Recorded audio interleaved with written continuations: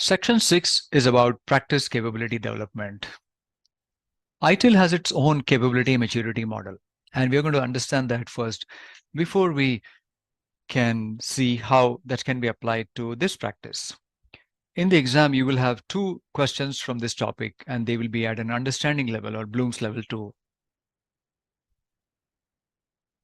So let's go and understand the ITIL capability model first, and then how the various criteria at each level of the capability layer relate to the incident management practice.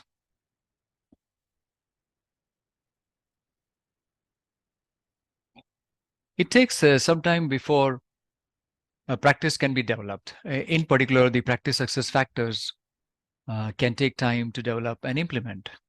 And therefore, the ITIL maturity model defines capability levels, which take a practice from a very basic level to the world-class level.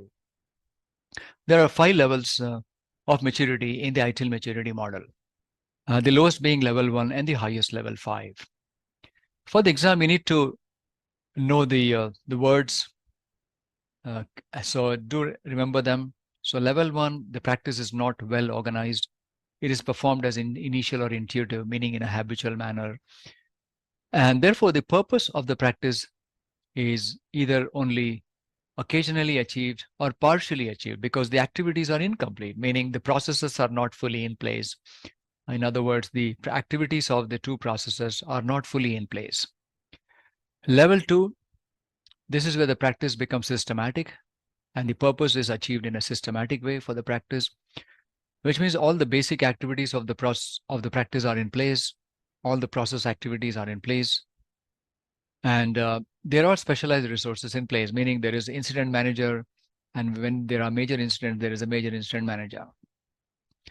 Level 3, the practice becomes well defined. So it's not just systematic, just with the processes and the specialized resources, but also well defined, meaning there's much more organization. The practice is organized to achieve its purpose. And what that does mean, there are dedicated resources. And it relies on inputs from other practices that are integrated into a service management system. So what that means is there is a lot of integration, for example, integration of information system. For example, the tool set is integrated with other practices, meaning that also tells us that there is a value stream in place. So it's not just about this practice running alone, but this practice has been integrated with other practices into several value streams, and particularly the incident resolution value stream.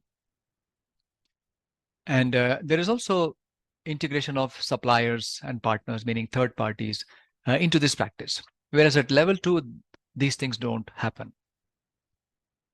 Level 4, the practice achieves its purpose in a highly organized way. What does it mean? It means that the practice performance is continually measured and assessed.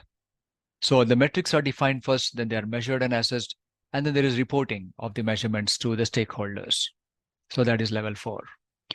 Level 5, the highest level, there is continual improvement, which means there is periodic review or review based on events, and based on the review, improvement actions are planned and implemented.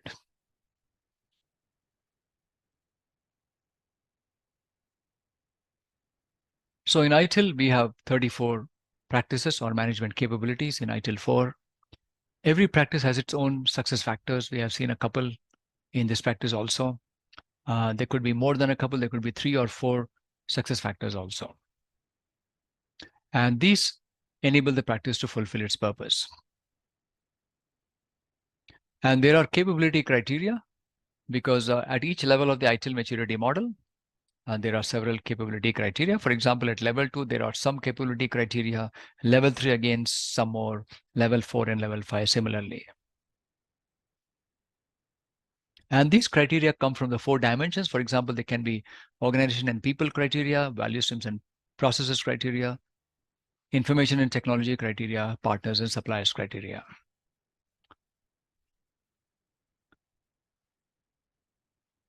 We will be going into detail on the criteria from the 4 dimensions for each level of the practice. But before that, let's look at this slide.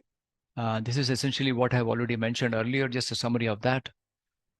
So number 1 here is the ITIL maturity model has criteria for each level beginning from level 2 to level 5. Level 1 is very basic. It's not really mature yet. So there are no criteria for level 1 except that the practice is not working properly. The activities are done in a habitual manner, intuitive manner, initial manner, where the processes are not fully in place and those activities are not fully in place. So that is level 1.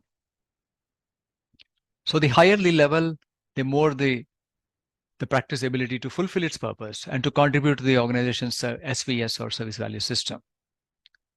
And we already noted that the criteria for the various levels are mapped to the 4 dimensions of service management.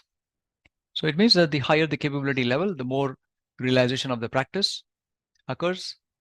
And one thing to note here is automation generally occurs at level 3, because before we can automate, the processes and their activities have to be in place. And then they can be optimized and automated. So level 2, processes and activities in place. Level 3, optimize and automate. However, there are some practices where automation can be done to some extent at level 2 itself. And this practice is one of them. So incident management, there is automation possible at level 2 also. So in the exam, if you have a general question about at what level automation occurs in this ITIL model, capability model, then the answer would be level 3. But if the question is very specific to incident management, then the answer would be level 2 for automation.